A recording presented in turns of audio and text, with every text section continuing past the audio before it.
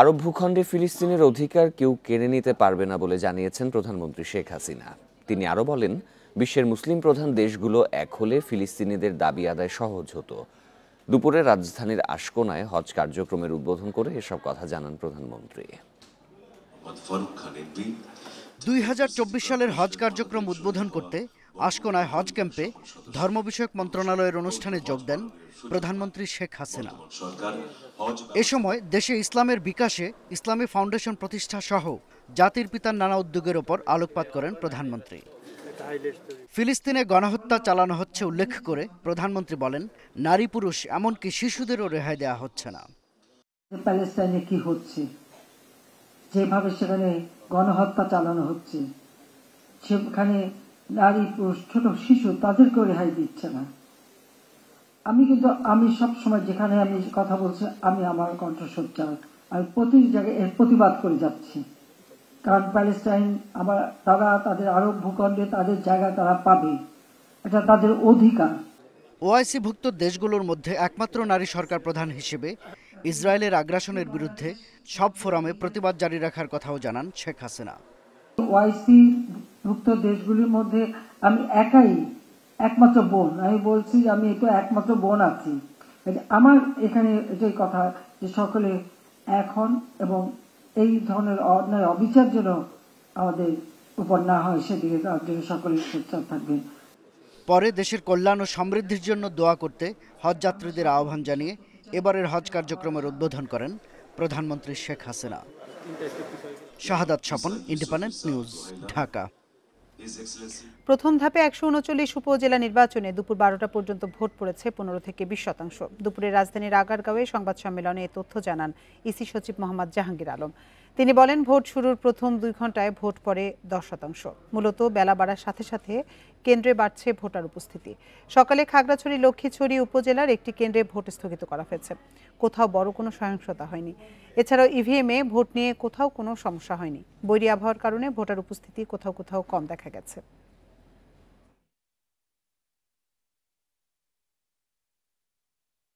প্রাপ্ত তথ্য মতে একটা ভোট কেন্দ্রে শুধু ভোট গ্রহণ স্থগিত হয়েছে, এছাড়া আর কোথাও কোনো ভোট গ্রহণ স্থগিত হয়নি। তবে অনেক জায়গাতেই আকাশ মেঘাচ্ছন্ন, সকালে বৃষ্টি হয়েছেন। চরাঞ্চলের কিছু কিছু জায়গায় আসলে ঝড়ের কারণে রাতে বিদ্যুৎ বিচ্ছিন্ন ছিল। এই কারণে ভোটারদের উপস্থিতি দুপুর পর্যন্ত আমরা যেভাবে প্রত্যাশা করছি তার চেয়ে হয়তো কিছুটা কম রয়েছে। এদিকে কয়েকটি উপজেলায় বিচ্ছিন্নভাবে প্রার্থী সমর্থকদের মাঝে সংঘর্ষের ঘটনা ঘটেছে। এতে কমপক্ষে 24 জন আহত হয়েছে। সকালে নরসিংদী সদরে কাকশিয়া সরকারি প্রাথমিক বিদ্যালয়ে ভোটকেন্দ্র দখল করাকে কেন্দ্র করে 2 চেয়ারম্যান প্রার্থীর কর্মী সমর্থকদের মাঝে সংঘর্ষ হয়। এতে 10 জন আহত হয়েছে। এই ঘটনায় প্রায় 40 মিনিট বন্ধ থাকার পর আবারও ভোট গ্রহণ শুরু হয়। মাদারীপুর সদরের বালিয়া সরকারি প্রাথমিক বিদ্যালয় কেন্দ্রে 2 চেয়ারম্যান প্রার্থীর সমর্থকদের সংঘর্ষে আহত হয়েছে 10 জন। চাঁপাইনবাবগঞ্জের ভোলাহাটে ভোটকেন্দ্রে যাওয়ার পথে 2 প্রার্থীর সমর্থকদের সংঘর্ষে 4 জন আহত হয়েছে। এছাড়া কেন্দ্র দখলের অভিযোগে খাগড়াছড়ির লক্ষ্মীছড়ির যতীন্দ্র কারবারিপাড়া প্রাথমিক বিদ্যালয় কেন্দ্রে ভোট সাময়িক স্থগিত করা হয়। এদিকে বগুড়ার গাবতলীতে 900 ব্যালট পেপার বাইরে পাঠানোর দায়ে প্রিজাইডিং অফিসার শাহজাহান আলী সহ 2 জনকে আটক করা হয়েছে।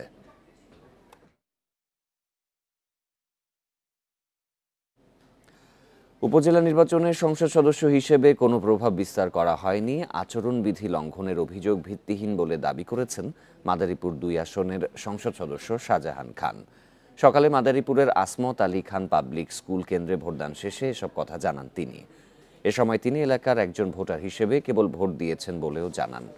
মাদারীপুর সদর উপজেলা পরিষদ নির্বাচনে আনারস প্রতীকে অংশ নিয়েছেন শাহজাহান খানের ছেলে কেন্দ্রীয় যুবলীগের সদস্য আসিবুর রহমান খান। তার একমাত্র প্রতিদ্বন্দ্বী পাভেলুর রহমান খান।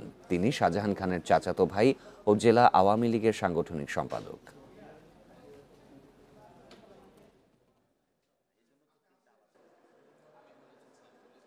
আর এখানে চাচা ভতিজার লড়াই, এটা অনেক সময় বাপ বেটার লড়াই হয়, ভাই ভাই লড়াই হয়, স্বামী স্ত্রীর লড়াই হয়।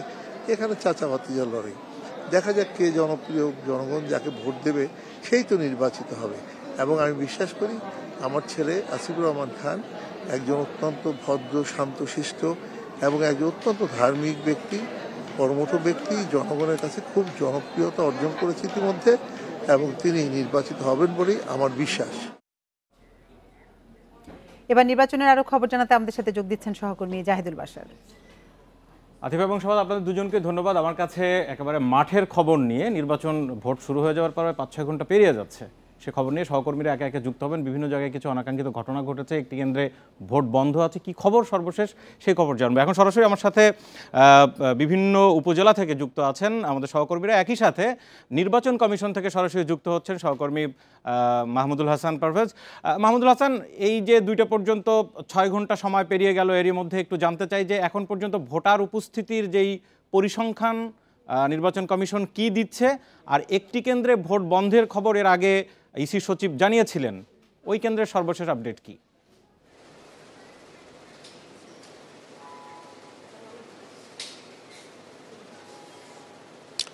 দেখেন, এই নির্বাচন কমিশন বেশ কয়েকদিন ধরেই যে কথাটি বলে আসছে তা হলো যে ভোটার উপস্থিতি এবং আইন শৃঙ্খলা রক্ষা করাই আসলে মূল চ্যালেঞ্জ হয়ে দাঁড়াবে এই নির্বাচনে। তবে একই সঙ্গে তারা যেটা বলেছেন যে ভোট যেন সুষ্ঠুভাবে সম্পন্ন হয়, সেই জন্য তারা ব্যাপক আকারে আইন শৃঙ্খলা রক্ষাকারী বাহিনী মোতায়েন করেছেন এবং সার্বিকভাবে ভোট সুষ্ঠু করার জন্য তারা চেষ্টা করে যাচ্ছেন।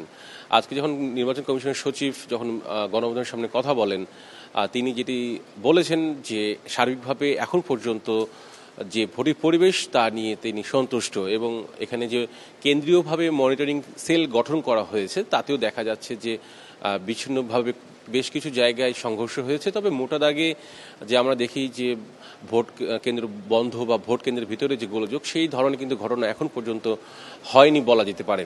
এবং 10টার সময়ই কমিশন থেকে জানিয়েছিল যে 10% ভোট কাস্টিং হয়েছে এবং এরপরে 10 থেকে 20% ভোট কাস্টিং হয়েছে। তবে 2টা যেহেতু বাজে, ধারণা করা হচ্ছে যে এই সংখ্যাটি 25 থেকে 30 চলে যাবে বা ছাড়িয়ে যেতে পারে। একটি বিষয় সেটি হচ্ছে 2019 সালে যখন উপজেলা পরিষদ নির্বাচন অনুষ্ঠিত হয় তখন সেই ভোট কাস্টিং ছিল 41%। ধারণা করা হচ্ছে যে এবারের যে উপজেলা পরিষদ নির্বাচন প্রথম ধাপের 40-এর আশেপাশেই ভোট কাস্টিং হবে। তবে সার্বিকভাবে জানার জন্য 5টা পর্যন্ত অপেক্ষা করতে হবে। অন্যদিকে যে ভোট কেন্দ্র বন্ধের কথাটি বলেছেন সেটি আসলে এখন পর্যন্ত ওইটুকুই আমাদের কাছে তথ্য আছে, তাহলে ভোট কেন্দ্র ওটি এখন পর্যন্তই বন্ধ রয়েছে। মাহমুদুল পারভেজ, আরেকটি বিষয়, এই ভোট কেন্দ্রটি সর্বশেষ কি অবস্থা? খাগড়াছড়ির লক্ষ্মীছড়ির, সেখান থেকে আমাদের সাথে সহকর্মী যুক্ত হবেন, আমরা তার কাছ থেকে আরও বিস্তারিত নিশ্চয়ই জানতে পারবো। আপনার কাছে একটু জানতে চাই যে বিশাল আয়োজন করে এবারের এই যে নির্বাচন, এত কঠোরতা, এত প্রচারণা এবং মন্ত্রী এমপিদেরকে বারবার করে সতর্ক করা, সব মিলিয়ে নির্বাচন কমিশন সন্তুষ্ট তো?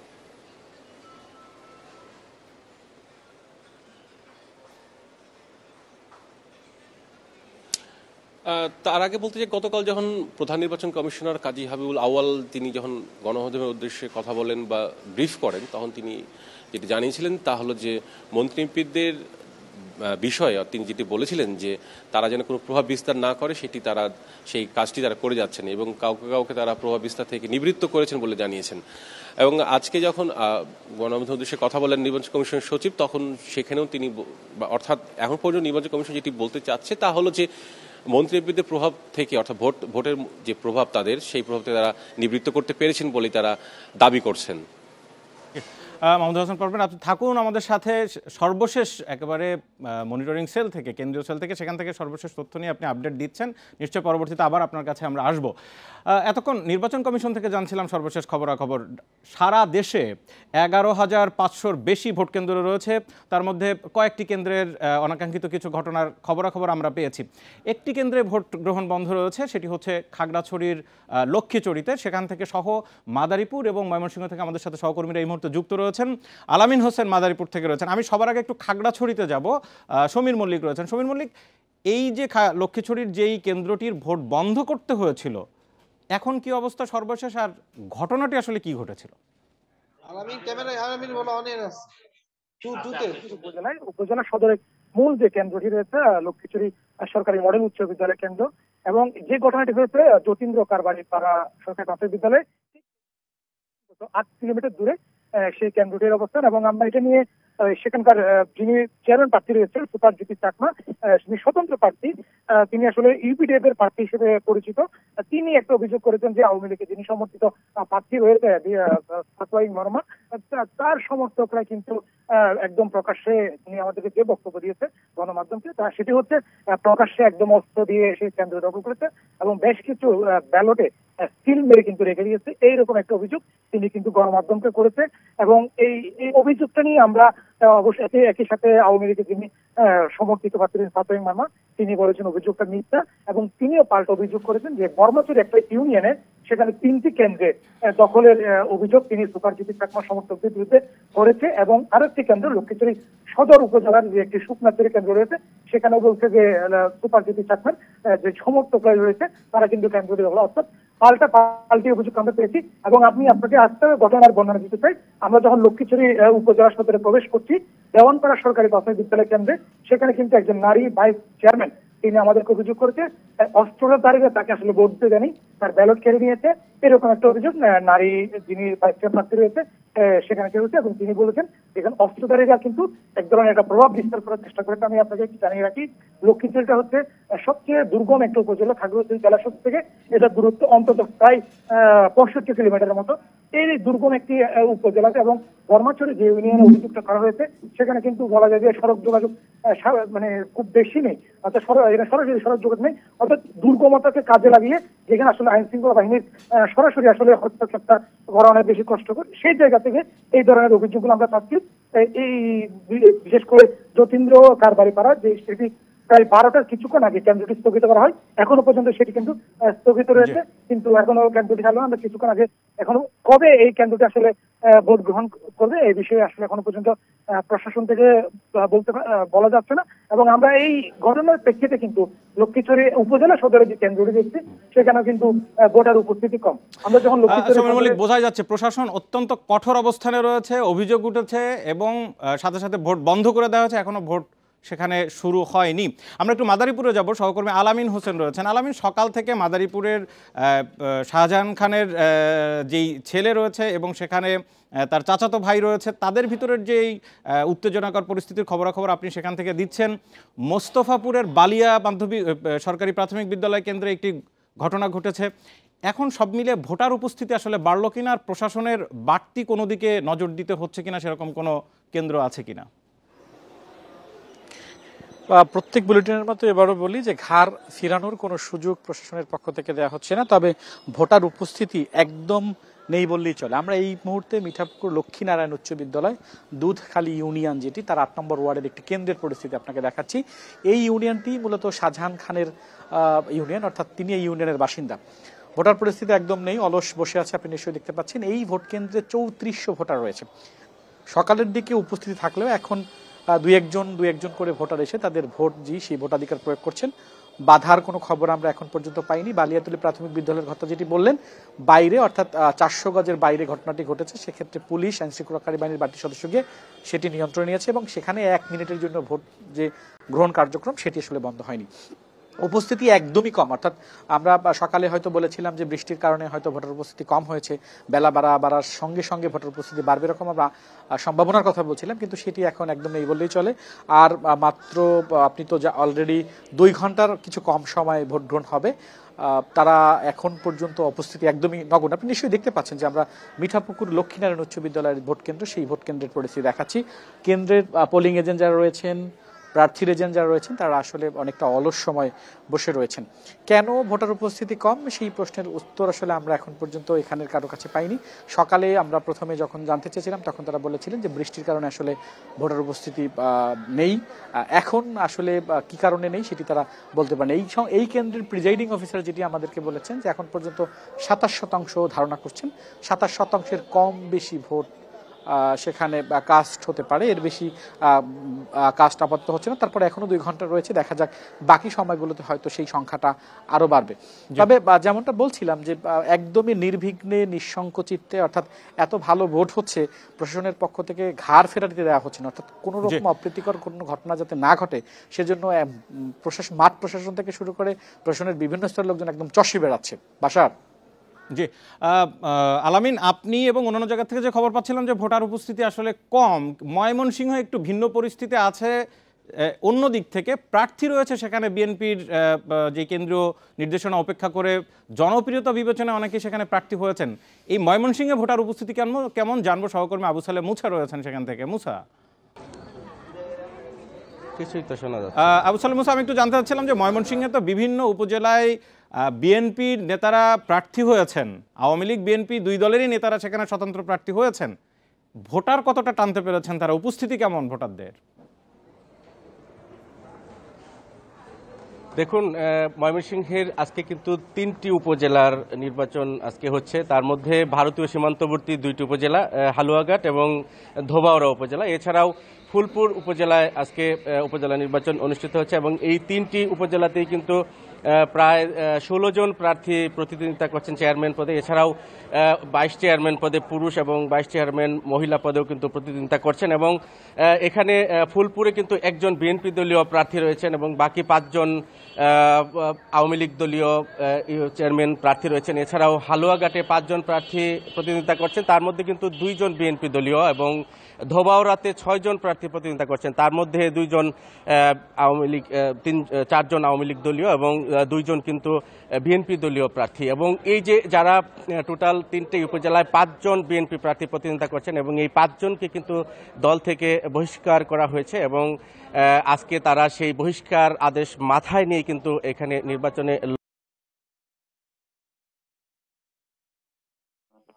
দলীয় প্রার্থী ইমরান হাসান পল্লব উনি আমাদেরকে জানিয়েছেন যে উনি বিভিন্ন কেন্দ্রে ঘুরছেন এবং উনি অভিযোগ করেছেন যে আসলে আওয়ামী লীগ দলীয় লোকজন ভোটারদেরকে মুড়ে মুড়ে বাধা দিচ্ছে, যার কারণে ভোটার উপস্থিতি কম হয়েছে। এবং উনি বলছেন যে তাদের ভোটাররা কিন্তু নির্বিঘ্নে কিন্তু ভোট দিতে পারছে না, এমন অভিযোগ যদিও আওয়ামী লীগ দলীয় যারা প্রার্থী রয়েছেন তারা কিন্তু সেই বিষয়টি মানতে নারাজ। তবে আমরা সকাল থেকে বিভিন্ন কেন্দ্রে ঘুরেছি, বিভিন্ন কেন্দ্রে আমরা যেটা দেখেছি যে ভোটার উপস্থিতি একেবারেই কম। আমরা যেই কেন্দ্রটিতে রয়েছে সেটি ফুলপুর পাইলট উচ্চ বিদ্যালয়। এই উচ্চ বিদ্যালয় কেন্দ্রটিতে কিন্তু 3280 জন ভোটার রয়েছে এবং তার মধ্যে বেলা 2টা পর্যন্ত 1141 জন ভোটার এখানে ভোট দিয়েছেন। এটি পৌর শহরের একটি কেন্দ্র, এই কারণে কিন্তু এইখানে ভোটার উপস্থিতি মোটামুটি সন্তোষজনক। এছাড়াও গ্রাম অঞ্চলগুলিতে ভোটার উপস্থিতি একেবারেই কম। আমরা বেশ কিছু কেন্দ্রে, গ্রামের বেশ কিছু কেন্দ্রে ঘুরে সেই চিত্র পেয়েছি এবং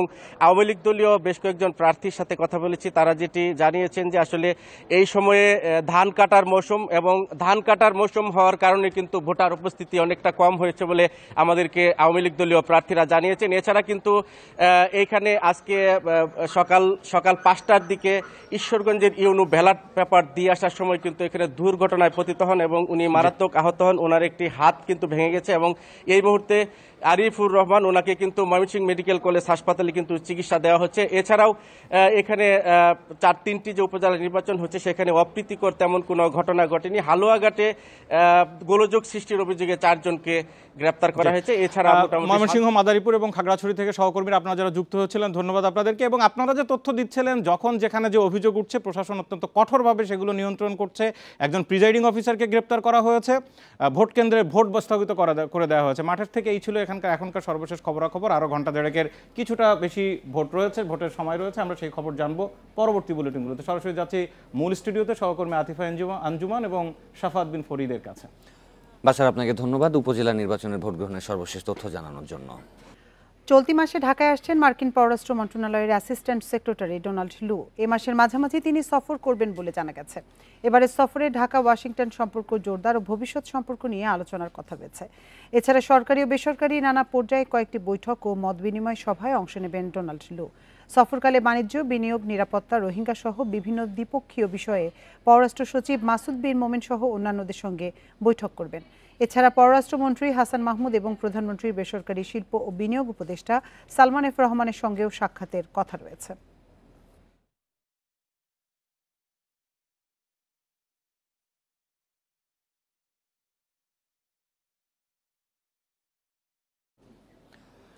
মে দ্বিতীয় বিশ্বযুদ্ধের ৭৯তম বিজয় দিবস উপলক্ষে একটি র্যালির আয়োজন করেছেন রুশ দূতাবাস। সকালে রাজধানী রুশ দূতাবাস থেকে র্যালিটি পুলিশ প্লাজার সামনে হয়ে আবারও দূতাবাসে ফিরে আসে। র্যালি শুরুতে রাশিয়ার রাষ্ট্রদূত আলেকজান্ডার মন্টিটস্কি তার বক্তব্যে বলেন, বিজয়ের এই দিনে রাশিয়ার লাল সৈনিকরা শুধু জয়লাভ করেননি, বরং গোটা ইউরোপ তথা পৃথিবীকে হিটলারের বর্বর নাৎসি বাহিনীর হাত থেকে রক্ষা করেছিল। এই যুদ্ধ রুশ জাতির গর্বের উৎস বলেও দাবি করেন তিনি। জার্মানি সহ অক্ষশক্তির এই যুদ্ধে নারী, পুরুষ, শিশু, বৃদ্ধ সহ প্রায় 2,70,00,000 মানুষ প্রাণ দেন। 1941 সালের 22 জুন থেকে 1945 সালের 9 মে পর্যন্ত এই যুদ্ধ হয়।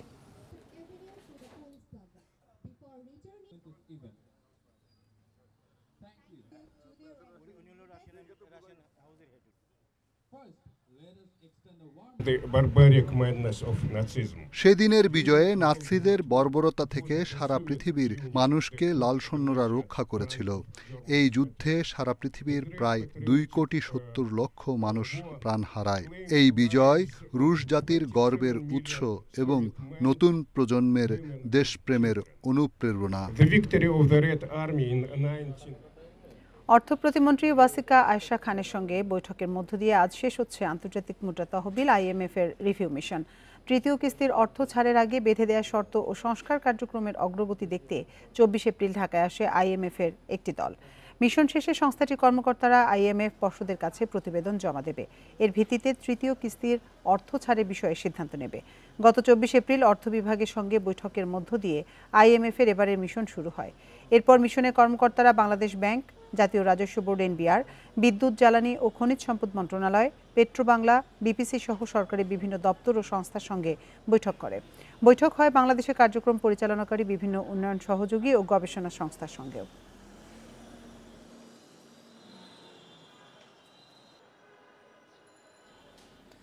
ব্র্যাক ব্যাংকের অ্যাকাউন্টে থাকা অনলাইন জুয়া কোম্পানি উল্কা গেমসের 53 কোটি টাকা আগামী 7 জুন পর্যন্ত কোনো পক্ষই নিতে পারবে না। মঙ্গলবার উচ্চ আদালত মামলায় 1 মাসের স্থগিতাদেশ দেয়ায় এই সিদ্ধান্ত নেওয়া হয়েছে। বিচারপতি ফারা মাহবুব ও মাহবুবুল ইসলামের দ্বৈত বেঞ্চ এই আদেশ দেন। প্রায় 2 বছর আগে উল্কা গেমসের বিরুদ্ধে কর ফাঁকির অভিযোগে তদন্তে নামে জাতীয় রাজস্ব বোর্ড, NBR এর কেন্দ্রীয় গোয়েন্দা সংস্থা CIC। ব্র্যাক ব্যাংকের সাথে উল্কা গেমসের অ্যাকাউন্টটি ফ্রিজ করা হয়। তদন্তে প্রায় 51 কোটি টাকা ফাঁকির প্রমাণ পেয়েছে NBR। সম্প্রতি এই টাকা আদায়ে ব্র্যাক ব্যাংক যায় কর অঞ্চল 15 এর কর্মকর্তারা, কিন্তু উচ্চ আদালতের নিষেধাজ্ঞা থাকায় টাকা দিতে অপারগতা প্রকাশ করে ব্র্যাক ব্যাংক। পরে বিষয়টি আদালতে গড়ায়। দফায় দফায় শুনানি শেষে মঙ্গলবার উল্কা গেমসের অ্যাকাউন্টের ওপর 1 মাসের স্থগিতাদেশ দেয় আদালত।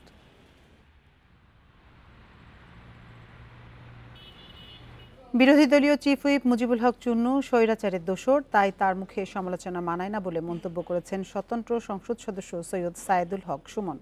তিনি বলেন, এমপিরা কত বরাদ্দ পান তা জনগণের জানার অধিকার আছে এবং সেটাই প্রকাশ করা হয়েছে। এতে মুজিবুল হক চুন্নুর আপত্তি কেন, সেই প্রশ্ন তোলেন তিনি। এর আগে সংসদে জাতীয় পার্টির এমপি মুজিবুল হক বলেন, সংসদে একজন নতুন সংসদ সদস্যের ফেসবুকে দেয়া বক্তব্যের কারণে অন্য সদস্যরা ভুক্তভোগী হচ্ছেন। তারই জবাবে বুধবার সুপ্রিম কোর্ট প্রাঙ্গণে সাংবাদিকদের এসব কথা বলেন ব্যারিস্টার সুমন। আমি যদি স্বচ্ছ হইতে চাই, আমি যদি যে বরাদ্দ পাই এটা যদি আমি বলে দিতে চাই, বলি জনগণকে, তো এইখানের মধ্যে এমপি হিসাবে আমি অপরাধটা কি করলাম? আমার পেশা হচ্ছে কি বিং এ ব্যারিস্টার, আমি এখানে প্র্যাকটিস করি সুপ্রিম কোর্টের আইনজীবী হিসাবে। আর আমি কথা দিছি যে আমি এমপি হিসাবে একটা টাকা হারাম খাবো না, আমার রক্তের মধ্যে হারাম যাবে না। সুতরাং রাষ্ট্রের টাকা, জননেত্রী শেখ হাসিনার সরকারের টাকা, এটা যে টাকা আসবে এটা আমি সবার সামনে তুলে ধরবো। আজও দেশের বিভিন্ন স্থানে বৃষ্টি হতে পারে, সেই সাথে এমন বৃষ্টি আরও 5-7 দিন ঝরবে বলে জানিয়েছে আবহাওয়া অফিস। বৈশাখের মেঘে বজ্রপাত তৈরি হয়, তাই বজ্রপাত থেকে বাঁচতে মানুষকে সতর্ক হওয়ার আহ্বান জানিয়েছে আবহাওয়া অফিস। এই কয়েকদিন শিলাবৃষ্টি ও কোথাও কোথাও কালবৈশাখী ঝড়েরও শঙ্কা রয়েছে। সারা দেশে দিনের তাপমাত্রা সামান্য হ্রাস পেতে পারে এবং রাতের তাপমাত্রা প্রায় অপরিবর্তিত থাকতে পারে। প্রায় 1 মাস দাবদাহের পর রোববার সারা দেশে স্বস্তির বৃষ্টি হয়, এতে তাপমাত্রা অনেকটাই কমে গেছে। আবহাওয়া অফিস জানিয়েছে, আগামী 15 মের পর বঙ্গোপসাগরে লঘুচাপ সৃষ্টির সম্ভাবনা রয়েছে। এই সময়ের বৃষ্টিপাত মানে বজ্র বৃষ্টি হবে, শিলা বৃষ্টি হবে, কালবৈশাখী ঝড় হবে। এখন আমাদের মানে যে মাথা ব্যথার কারণ এটা বজ্রপাতটা আসলে, এই বজ্রপাতটা মানুষের জীবনহানিটা কিন্তু অনেক বেড়ে গেছে। রাজধানী মান্ডাখাল সচল ও সৌন্দর্য বর্ধনে 400 কোটি টাকা বরাদ্দ দেওয়া হয়েছে। ডিসেম্বরের মধ্যে দক্ষিণ সিটির আরও 4 খালের কাজ শুরু হবে বলে জানিয়েছেন মেয়র তাপস। পরিকল্পনাবিদরা বলছেন পুনরুদ্ধারের পর নিশ্চিত করতে হবে রক্ষণাবেক্ষণও। এই পথ দিয়ে একসময় যাতায়াত করত মালবোঝাই ট্রলার, মাছ ধরতেন জেলেরা।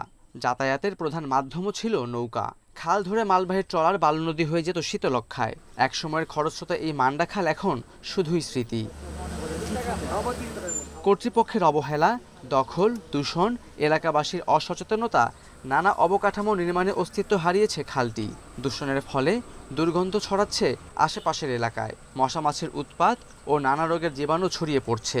নৌকা চলতো তখন, এইখান দিয়ে মুগ্ধ বিশ্ব রোড যাইতো, খাল বাংলাদেশ ব্যাংকের ওখানে যাইতো নৌকা, এই খালে খালেই বিশাল খাল ছিল এটা। ছোট কালের থেকে আমরা এটা মাছ ধরছি, বহুত ওইটা ওখানে আপাতত ওই জায়গায় সেটি ময়লা টয়লা আবর্জনা দেওয়া বই গেছে।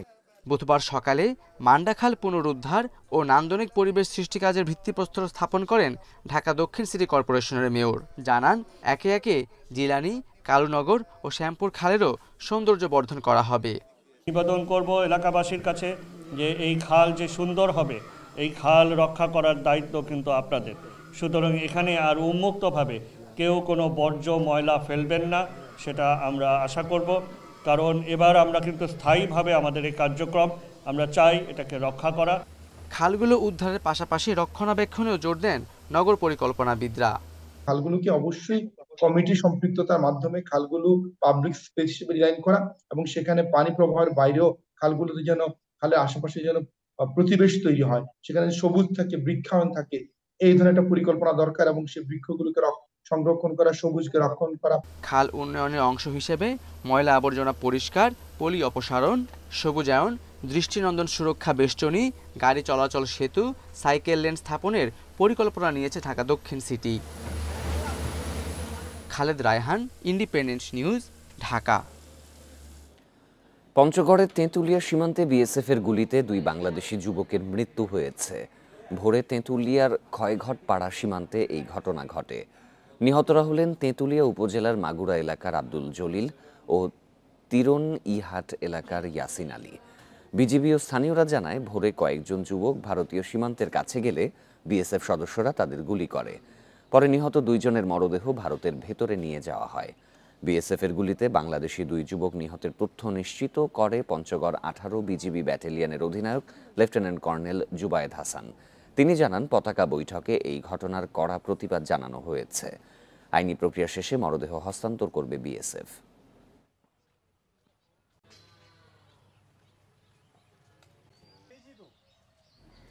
আজ 163তম রবীন্দ্র জয়ন্তী উপলক্ষে কবিগুরু স্মৃতি বিজড়িত জায়গাগুলোতে চলছে মেলা, সাংস্কৃতিক অনুষ্ঠান সহ নানা আয়োজন।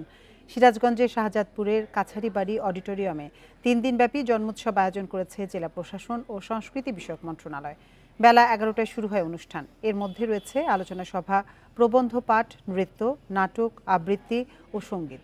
কুষ্টিয়া শিলাইদহ ঠাকুরবাড়িতে চলছে 2 দিনের অনুষ্ঠান। এছাড়া নওগাঁর আত্রাই উপজেলার পতিশর কাছারিবাড়িতেও নানা কর্মসূচি নেওয়া হয়েছে।